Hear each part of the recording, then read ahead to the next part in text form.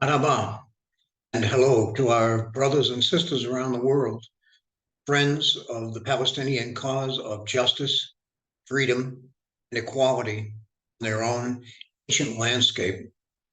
Today is Wednesday, November 1st, 2023, dark October behind all of us on every side.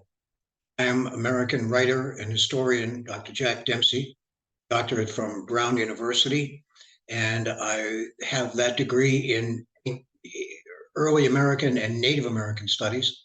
And also through the past 40 years, I've been a very serious scholar about Minoan Crete, first, longest, and most successful age in Western history still on record. And that includes the history of Palestine, because when the Minoans fell due to a volcanic eruption and then wholesale invasion by patriarchal invaders, a lot of them migrated through every direction of the map, and a lot of them ended up as Pulasati, or Philistines, in what became Palestine. The person I usually share this program with is Mr. Muhammad Jihad Ismael. This man, I think you can see the sadness in his eyes, his mouth, his expression.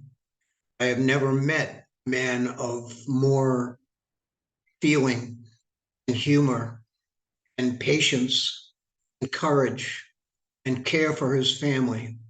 And his friendship to me for these past 3 years has meant most of all, could say, that I have no problems. I have no problems. That man, that family have the problems.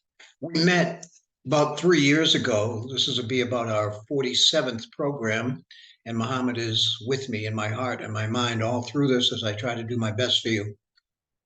We met about 3 years ago to know his family. That's Lena, Muhammad, Jojo. His real name is Jihad. Sometimes we call him Hollywood, as you'll see. That's Dina and Muhammad's wife, Gada. They're standing in the house that my wife and I, with our own blessings, were able to help their family make a better life for themselves in the house that they already own by finishing many of the rooms and improving the space in which they live. His wife now has a full kitchenette. The children have rooms to run and play in and sleep in and study in, etc. Things were going very well. And you can see every phase of this improvement project at my blog, which is Jack Dempsey Writer at WordPress.com.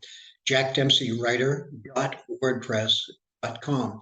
Our program for helping other people to connect with Palestinians is called Family to Family, and you'll also find full details there about how you can get involved. Besides practicing BDS, not buying products produced in the occupied and illegal territories, writing your own government more than once to demand policy changes that support the present apartheid system or are even indifferent to it. And family to family is a way that you can have a real friendship, as I do, with the Palestinian people, and you decide together what kind of aid you might want to send them. A bottle of aspirin would be like gold to them. So any little thing you can do, you send it cash, US dollars via Western Union. It's entirely up to you what you do or what you don't do, but they need outside friends more than perhaps they ever have. So moving on with that, I just want to say everybody has an opinion about this terrible time.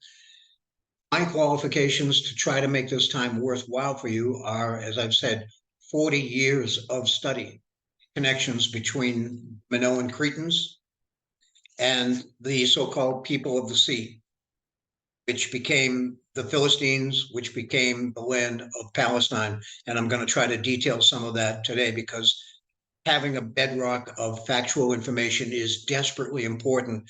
Our getting the story straight means we can build on hard, solid facts that everyone can see and create justice and thereby peace. Muhammad and I have been talking for almost 3 years, 40 odd programs. He's been locked into Gaza with his entire family for 16 years. None of them have ever known real freedom.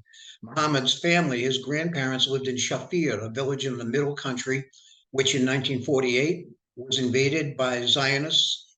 They came to the door with guns. They said, you have 10 minutes to get out of the house forever. They walked from there to Gaza as exiles and refugees. On the road to Gaza, Muhammad's grandmother gave birth in a ditch under a tree to Muhammad's father, who was called Jihad, one who struggles for his culture. And ever since then, Muhammad and I have been exploring to kind of keep the discussion of Palestinian history, culture, civilization, life on the land, and their political aspirations now active in discussion. We've been watching in the past few months before October 7th, the violence continually erupting in the West Bank, the killings, the arrests, the pogrom at Hawara, the assaults on Al-Aqsa Mosque, all kinds of provocations. And when I say that this man, his family, have more patience than any of us can realize, I am telling you the truth, because no matter what, I have never heard a single word of hatred against Israel, never a single word of wanting to drive them into the sea or get rid of Israel. No, they want what they had in their grandparents' own living memory. In almost every major Palestinian town before 1948, there was a mosque, a temple, a church. Look at the film called Land Speaks Arabic on YouTube. The Land Speaks Arabic, and you will hear the elders of all sides recalling that period of mutual tolerance, cooperation, and so on. That's where he comes from. So what's happened now is their second exile.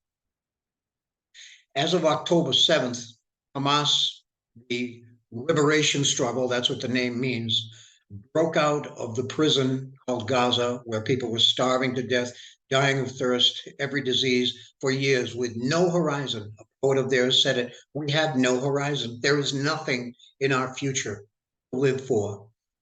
October 7th, Hamas launched a horrific attack on Israeli, quote, settlements around the area of Gaza, leaving 1,400, at least 1,400 Israeli people dead, 5,000 and probably more injured.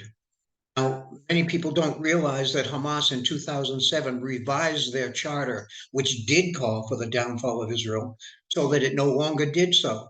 Instead, it now says, we will recognize Israel. We will recognize Israel on the day there is justice and equality from the river to the sea. One country, the two-state solution is dead. I don't know what Biden or anybody else are talking about. There will never be a two-state solution because Israel has destroyed that with its settlements and its Bantustans. What they mean is from the river to the sea, one state, all people equal. That front here on them I talked to this morning is exactly their goal. However, they made a huge mistake, Hamas, and we're going to get to that very soon. The mistake led to this. This is what they call Western District of Gaza. It's only a part of the Gaza territory, which is now looking exactly like that. Berlin, after the World War II, did not look as bad as this does. There it is. It's still happening. People were commanded to migrate to the south, where supposedly they would be safe, and they are still being bombed. Okay? So that, led by Hamas's mistake, led to the wholesale destruction, the beginning of it, the northern end of the Gaza territory. Muhammad's family home is in a place called Deir al Balah, relatively speaking, in the southern middle of that zone. And then this happened. Muhammad took this picture of white phosphorus burning in the courtyard of a house right next to his own. He knew it was time to get out. And as I say, this is their second exile. They evacuated to a place called Khan Younis. This is a picture he took from an upper story of a building of the parade and migration, mass migration of people southward toward a place called Khan Younis and the Rafah, Egypt border crossing. I get steady messages every moment we can from Muhammad, who gives the current figures, November 1st. Palestinian deaths, 8,725. Children, 3,642. Women, 2,197. with 25,000 people injured. We don't know how many more, hundreds, perhaps thousands of people are buried under the rubble because they have no heavy machinery with which to rescue them or even find them. And Hamas, although Muhammad has offered to try to send some pictures from Khan Younis to give us a direct idea of what is happening there now, he cannot. Hamas itself, he says, is infiltrating the great crowds of people that are milling about there, looking for supplies, trying to stay alive in the midst of direct bombing of that area. And they forbid photos. If they catch you, you'll be in a lot of trouble because they're going to assume that you're a spy for the Israelis. This is what he reports. Those numbers are expected to be a low estimate of their fatalities and injuries and losses. Why? Because few people realize if Hamas is okaying through their Ministry of Health higher figures, every time it goes up, they look worse. They probably care about nothing so much as their own political power, which, as Muhammad has been teaching me, would not last 6 political months without outside funding. The people of Palestine despise them as corrupt, tyrannous, non-representative government who's done them only worse and worse over the decades of their holding power. They were not even involved when the people of Palestine, of Gaza, marched in 2018 every Friday for months, the Great March of Return toward the border fence and asking, calling out, singing for their justice, for their freedom. Laughing Israeli soldiers shot them to death, the hundreds. Well, the world forgot. The Palestinians did not. So that patience that I've told you about exploded on October 7th. If you want to see Muhammad's direct messages via Facebook Messenger, go to Jack Dempsey Writer at WordPress.com, Jack Dempsey Writer at WordPress.com, and you will see a page called Palestinians Now, parts 1 and 2. You can read his direct narration of how they got to the south, what the conditions are. They're sheltering in a school, which has been transformed into a shelter. And it's simply horrific, simply horrific. If you want to do something else, something more, there will be worldwide, global demonstrations, including Washington, D.C. on Saturday, November 4th. America is no longer a democracy. I think almost every measure of the distance between the people and their government proves that. The world is turning against this genocidal action by the Israelis. There's nothing else to call it. And with that, I'd like to try to explain the title of this video, including the word national pogrom. Merriam-Webster and the Oxford English Dictionary define a pogrom as an organized massacre of helpless people. Now, what is happening? What solution is possible, if any, depends on one's command of the story, the command of the narrative.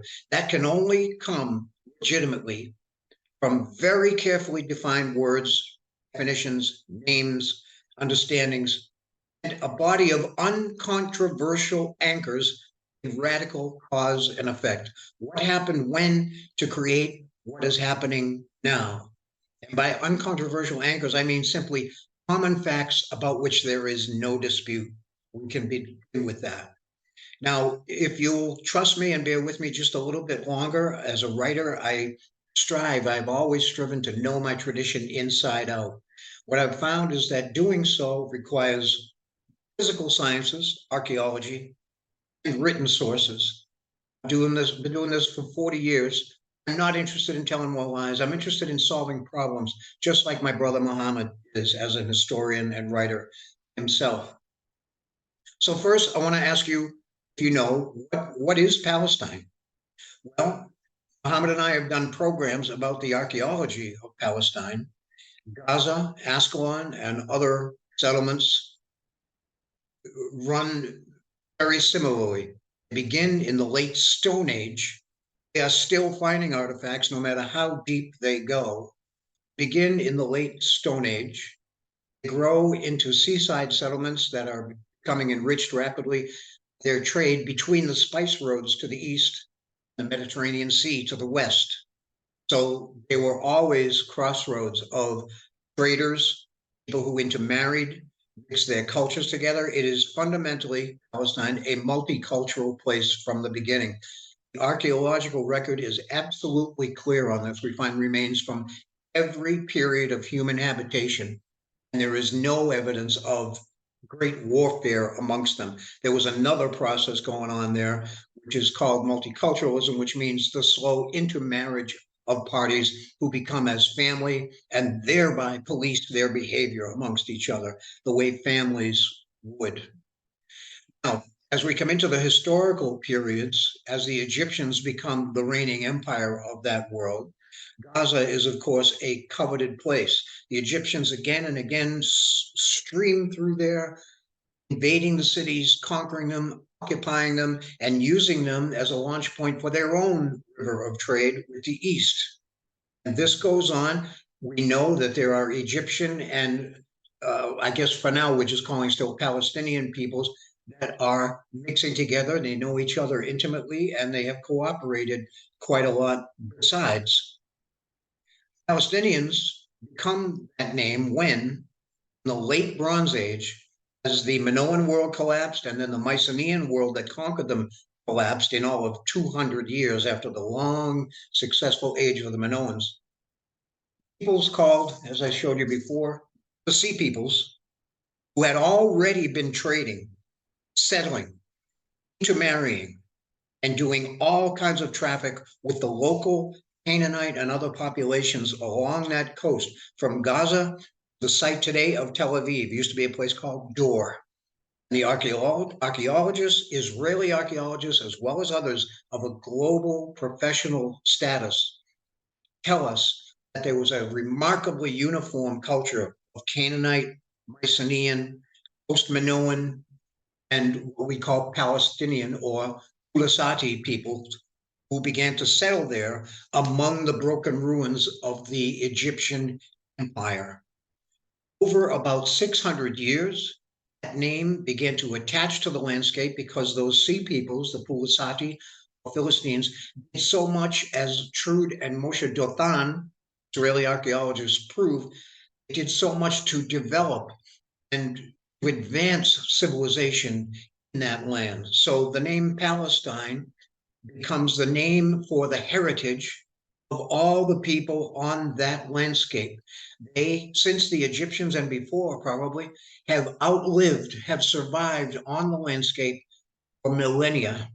Just like the island of Crete, where I'm living today, the people have absorbed wave after wave of occupation and invasion and tyranny. They adapt, they learn the authoritarians' language, they cope, they hold on to their land. And so the people who live there now are the inheritors of all that human civilization. When the Israelites arrived, I'll tell you a quick anecdote from a historian of Ilan Pappé, very respected historian of Palestine. The first Jewish European migrants arrived. They knew nothing about farming and surviving on the land. They were from urban environments, from Russia to Germany to other parts of Europe. Well, as he recounts, Palestinians in their towns with a church, a mosque, and a temple welcomed them into their homes. Yes, you are obviously in need. This is a value that Muhammad has been teaching me, is a value of the Quran. Sacred rule that you treat outsiders, helpless people who need hospitality, treat them with respect. And respect unless and until they hurt you. Then, yeah, you have a right to do them harm back. But before then, they are sacred. And in keeping with that, the Palestinians in those towns before 1948 welcomed Hebrew and Jewish and future Israelis into their homes, taught them farming, taught them how to live and cope and survive on that landscape. And at night, these immigrants were writing journals. And as Ilan Pappé retrieves from the documentary archives, they were calling the Palestinians animals, beam, two-legged animals who are fit only for slavery, exile and removal, for death. That is the Bible speaking. And that brings us to this other second phase of the Palestine story, which is the arrival of the Israelites. In ancient times, and I'm going to, as fairly as I possibly can, sum up what the archaeology, the best in the world is Israeli archaeology on this topic. And they tell us that the land of Palestine was already a multicultural, thriving civilization when the first physical, visible to us all traces of anything Israelite showed up. It's on a great obelisk or stone called the Meneptah Stela. It dates from about 1208 BCE. It is quite late in the story of this landscape. And Israel Finkelstein, one of the leading Israeli archaeologists, called them, from what he could tell, a hostile northern entity living far inland in the hills, in the mountains, not even wishing it into their separatism, to communicate with the Midland Hebrews who are already quite well settled in and mixing, there we are again, intermarrying, sharing the gods and religion and customs of the local Canaanite Philistine peoples. Now, there's a great debate in the traditions of what happened. How did Palestine become the state of Israel, the early state of Israel? It happened maybe over 100, 200 years. The early belief was that there was, like Joshua, the book of Joshua says, a massive conquest one by one. You can leave, you can be slaves, or you can die. That's the offering to all other people in the Torah, the first 5 books of the Bible. That view became much modified by contemporary archaeology. They said, no, it doesn't look like there was a massive conquest that way. It might have been piecemeal, but we don't yet have a master idea for that. Well, now in 2023, by 2023, new consensus is arriving. That is to say, you study not the whole region to invent some kind of great, massive influx of invading people, but rather a slow infiltration where this site is burned at a certain time around 1000 BC. This site is burned in 990 BC, and so forth. It happens slowly, slowly over time. And the displacement of the Palestinians still not complete when the Assyrians arrived around 600 BC. And interestingly, they banished and broke the Israelite empire, kingdom. They specified that they were going to leave the Palestinian people in place because they were the ones who best understood how to grow olives and make olive oil. This is one of their developments on the landscape. Now, extreme as it might seem, you may justifiably jump ahead through the history of the Bible, which has had more than 2,000 years of opportunity to demonstrate its values. There's hardly been a state or a nation or an empire that is not invoking that apparatus of ideas to shape its people into an army with a king and a flag and an invasive idea toward colonization, to invade and remove other peoples, to take their land, to take their wealth. And this has happened over and over and over again over that 2,000 years, right up till today. We've seen almost nothing else. Can anyone name a time when that force of people came in and created peace and justice and equality? If so, my 40 years, I still remain eager to learn. And if you disagree, please let me know. The Palestinians survived every empire by clinging to the land, and that's still where they are today. Israelites were an outside force by their own statements in the Bible. Oh my God, this place is already full of people and civilizations. What are we going to do? And God's answer is, you're going to remove them and take it all. That was a Holocaust. And in the 1940s in Germany, there was another Holocaust. Now, even as the Israeli delegation to the United Nations take out a yellow star and put it on their suit lapels, symbolize that that's who they are. Well, the irony is almost staggering because you know what? The Holocaust in Europe, Palestinians owed them nothing for it. Nothing. The Palestinians owed them nothing for the European Holocaust. And it was nothing but an imperialist outrage for Europe wanting to get rid of its Jews itself dump them on the Palestinian people. Even so, the Balfour Declaration, 1917, says two paragraphs. One, we approve the formation of the State of Israel for Jews. And two, provided that there is no injustice toward the Arab peoples. So now you can see why the Holocaust means what? That they should know better. They should know better now than to do anybody else what has been done to them. For 75 and more years, we have seen a colonial pogrom, and there's that word, wholesale, daily killing of Palestinian people, the taking of their land, the chopping down of their trees, the burning and removal of their villages and homes. I mentioned that Shaphir, Muhammad's home village of his grandparents, has been erased, and it is replaced now. It used to have a mosque, a temple, and a church, and it's been replaced with a Jews only settlement. That's the history of it right there. Now, I'd like to add something else from my experience in Native American studies, as well as Minoan, Cretan, and Palestinian history, is that this is only typical. This is what happens on a colonial frontier.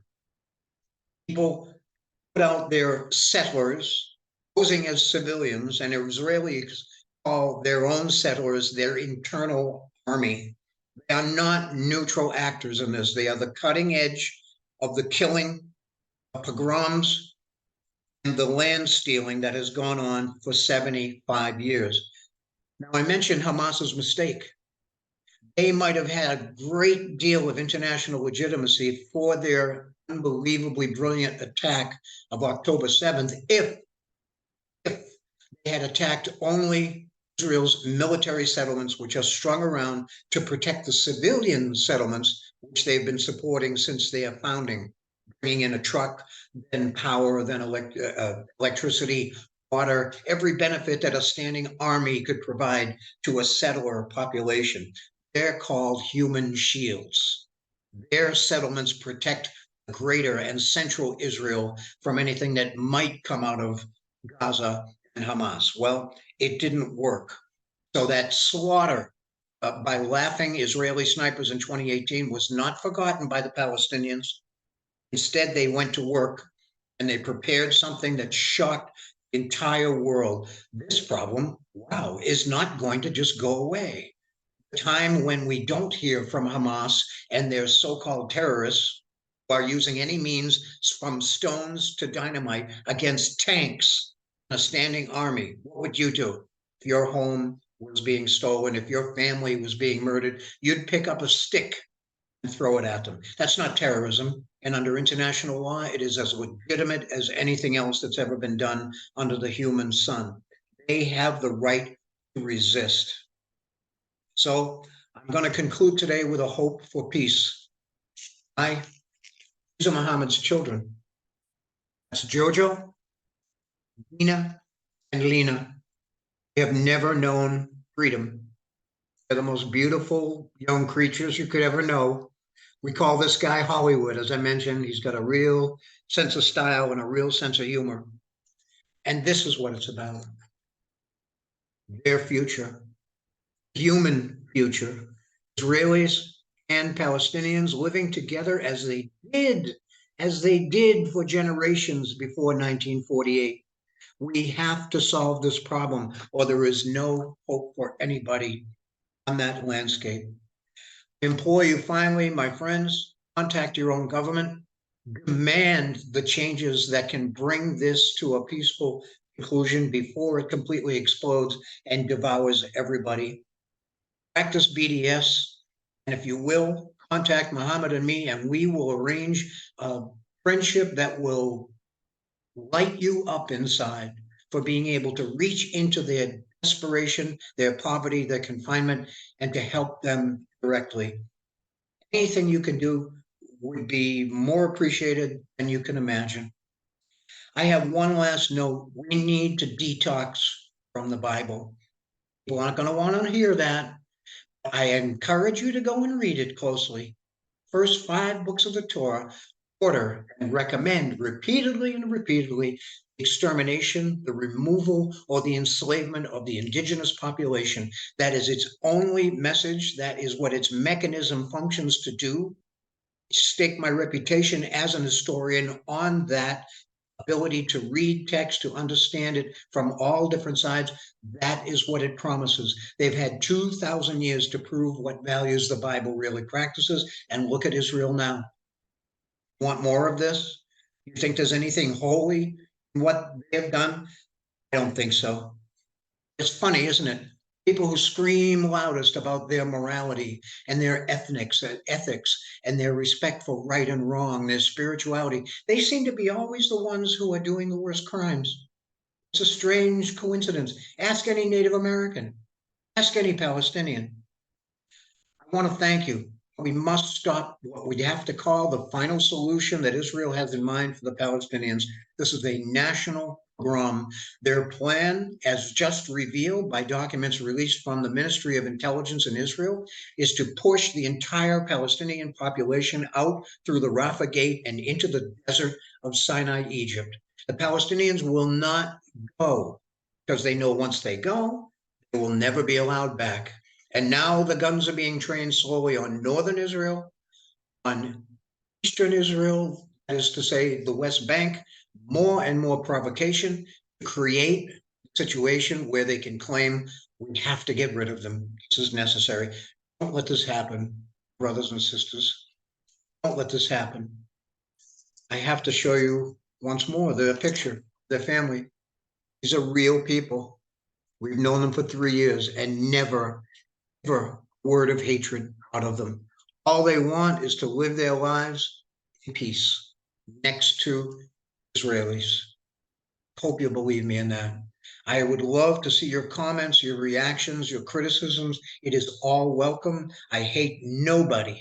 We want justice, and it has to be now. We're running out of time. Ladies and gentlemen, thank you very much. On behalf of Muhammad, his family, and the Palestinian people. Peace.